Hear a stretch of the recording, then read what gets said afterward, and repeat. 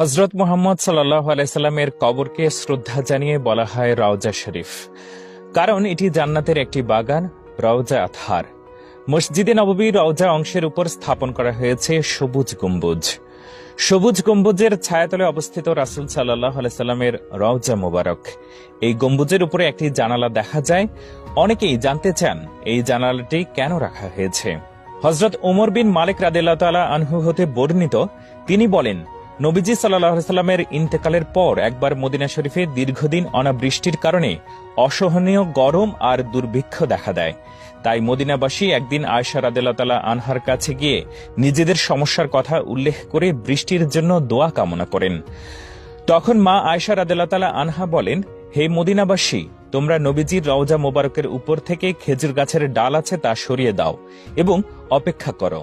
মদিনার লোকেরা তখন আয়েশা রাদিয়াল্লাহু তাআলা আনহার পরামর্শ মতো